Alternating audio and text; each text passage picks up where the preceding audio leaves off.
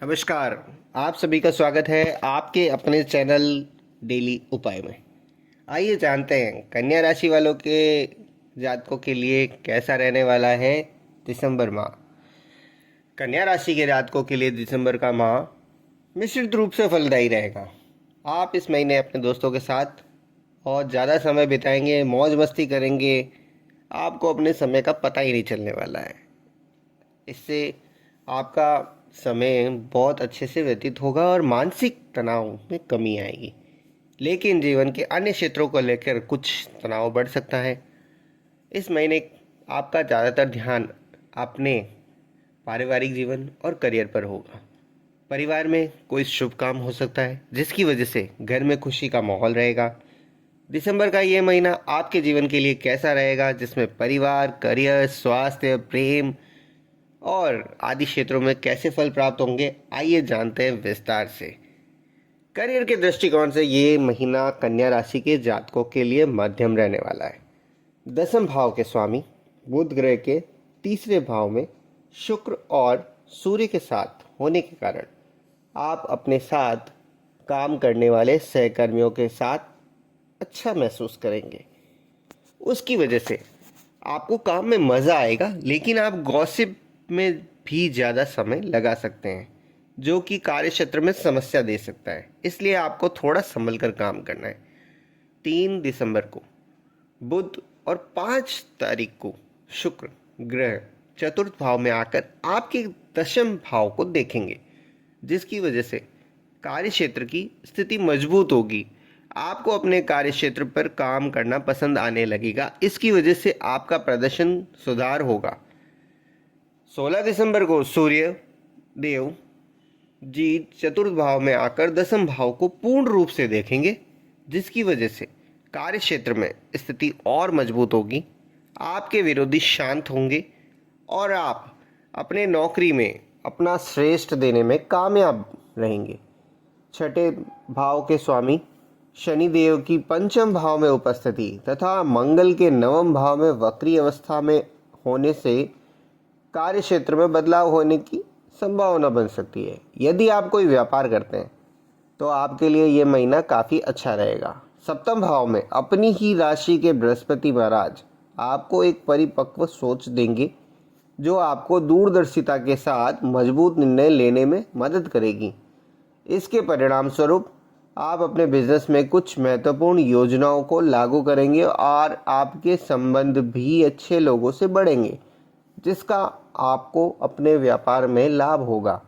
यदि आप व्यापारी में साझेदारी में व्यापार करते हैं तो आपके साझेदार बड़े अच्छे तरीके से आपका सहयोग करने वाले हैं और ये काम व्यापार आप आगे ले जाने में कामयाब रहेंगे। शनि देव के पंचम भाव में होकर सप्तम भाव पर दृष्टि डालने के कारण आपका व्यापार अच्छी प्रगति करेगा। कुछ लंबी यात्राएं भी संभव है जो व्यापार के संबंध में लाभ प्रदान करने वाली होगी। इसलिए इस महीने आप अपने व्यापार के प्रति महत्वपूर्ण दिशा निर्देश के अनुसार काम करें ताकि आप इस दौरान पूरा लाभ उठा सकें। आर्थिक दृष्टिकोण से दृष्टि डाली जाए तो ये दिखता है कि आपके दूसरे भाव में केतु महाराज विराजमान है, जो कि आर्थिक दृष्टि के अकॉर्डिंगली अनुकूल नहीं है। धन संचय करने में आपको सफलता नहीं मिलेगी। आपके खर्चे अधिक रहेंगे। अष्टम भाव में राहु व्यर्थ के खर्चे कराने में सक्षम है, इसलिए आपको थोड़ा सोच समझ कर चलना है। एक बजट की प्लानिंग कर लो और उसे अकॉर्डिंगली खर्च कर लो। आर्थिक रूप से चुनौतियों को समय रहते दूर कर सकते हैं ऐसे अगर करेंगे तो। हालांकि अच्छी बात यह है कि शनि देव पंचम भाव में बैठकर अपने आपके एकादश भाव को पूर्ण दृष्टि से देख रहे हैं, जो एक नियमित आमदनी बनाए रखते हैं और आपको किसी भी काम के लिए इंतजार नहीं करना पड़ेगा। धन को लेकर आप कोई भी काम अटकेगा नहीं। और आप अष्टम भाव में राहु की उपस्थिति को ध्यान में रखते हुए थोड़ी समझदारी के साथ शेयर मार्केट में निवेश करके अच्छा धन प्राप्त कर सकते हो और आर्थिक स्थिति को मजबूत कर सकते हो। लेकिन जैसा कि कहा गया है, थोड़ी समझदारी दिखाए और मार्केट के ट्रेंड को देखकर ही इन्वेस्ट करना है, तभी लाभ उठा पाएंगे। स्वास्थ्य की दृष्टि से यदि आपके स्वास्थ्य की बात करें तो प्रथम भाव के स्वामी बुध महाराज कुंडली के तीसरे भाव में शुक्र और सूर्य के साथ स्थित हैं। उनके ऊपर मंगल देव की पूर्ण दृष्टि है, इस कारण स्वास्थ्य में उतार चढ़ाव आ सकता है। आपको त्वचा संबंधित दिक्कतें आ सकती है। कुंडली के छठे भाव के स्वामी महाराज पंचम भाव में अपनी ही राशि में है तथा कुंडली के अष्टम भाव में राहु विराजमान है, इसलिए आपको थोड़ा ध्यान रखना है। राहु और केतु का दूसरे और अष्टम भाव में होना आपको बासी और गरिष्ठ भोजन से संबंधित कुछ परेशानियां देगा, इसलिए फूड पॉइजनिंग जैसी परेशानी हो सकती है। इसलिए बासी और पुराना भोजन खाने से बचना है। अधपका भोजन नहीं खाना है। पहले बना हुआ भोजन खाने से बचना है।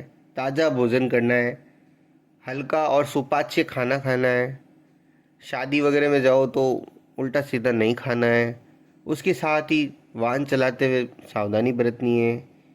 किसी से भी मांग के वाहन नहीं चलाना है, नहीं तो दुर्घटना हो सकती है।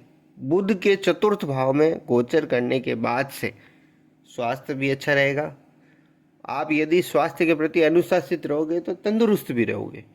प्रेम और वैवाहिक जीवन इस महीने कैसा रहने वाला है, देखते हैं। स्वराशि के शनि पंचम भाव में होने से आप अपने प्यार की सच्चाई को महसूस करेंगे। यदि आप किसी को दिल से सच्चा प्यार करते हो तो उनके दिल में आपके लिए जगह बनी रहेगी और आपका रिश्ता टिका रहेगा तथा एक दूसरे पर विश्वास मजबूत होगा। इसके विपरीत यदि आप केवल दिखावे का प्रेम करते हो तो ये समय आपके लिए कठिन होने वाला है। आपको प्यार के लिए परीक्षा देनी पड़ेगी, जिसमें आप सच्चे होंगे तो ही उत्तीर्ण हो पाओगे, अदरवाइज रिश्ते टूटने की कगार आ सकती है। इसलिए पे सोच समझकर बात करनी है और कोई भी कार्य करना है। दोस्तों के साथ मौज मस्ती में अच्छा समय बिताओगी। उनकी मदद से प्रेम जीवन में भी कुछ अच्छा करने की कोशिश कर सकते हैं।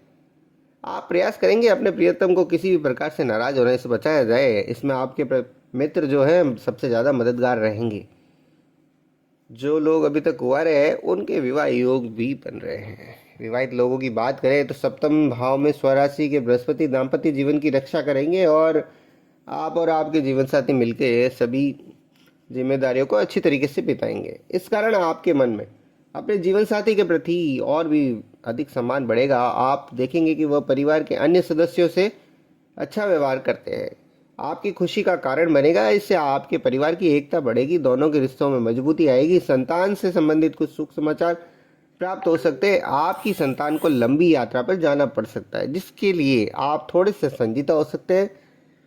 सूर्य देव के चतुर्थ भाव में आ जाने के से जीवन साथी को अपने कार्य में जबरदस्त सफलता मिलने के योग हैं। आइए बात करते हैं पारिवारिक जीवन कैसा रहेगा। कुंडली के दूसरे भाव में केतु की उपस्थिति है, जिसकी वजह से आप द्विअर्थी बातें करते हैं या कुछ ऐसी बातें करेंगे जिससे अन्य लोगों के लिए आसान नहीं होगा उसका अर्थ निकालना। इसकी वजह से कई बार आपको गलत समझा जाएगा। भले ही आप कुछ गलत नहीं कह रहे हो, लेकिन फिर भी लोग आपको गलत समझेंगे। शनि महाराज की दृष्टि भी दूसरे भाव पे होने से आपको वाणी भी थोड़ी कर्कशा हो सकती है, जो कि परिवार के माहौल को बिगाड़ सकती है। इसलिए आपको तोल मल कर बोलना होगा। आपके चतुर्थ भाव के स्वामी गुरु बृहस्पति सप्तम भाव में रहेंगे, जिसकी वजह से परिवार का माहौल तो अच्छा रहेगा। घर में कुछ अच्छा काम भी होगा, घर में रौनक भी बढ़ेगी। लोगों के आने से घर में माहौल भी सकारात्मक रहेगा। पारिवारिक सदस्यों के बीच में कुछ विवाद होने की संभावना है। हालांकि शुक्र और बुध के चतुर्थ भाव में आ जाने से इन स्थितियों पर विराम लगेगा। घर का माहौल अच्छा बना रहेगा।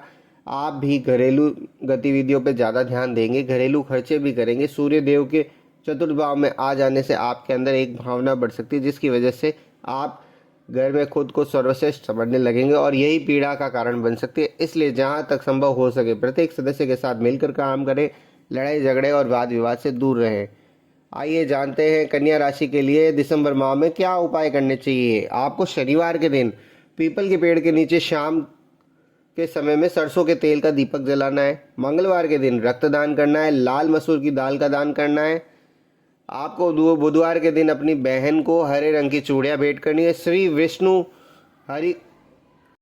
श्री हरि विष्णु जी की उपासना करनी है और विष्णु सहस्त्र नाम स्तोत्र का पाठ करना आपके लिए हितकारी रहेगा।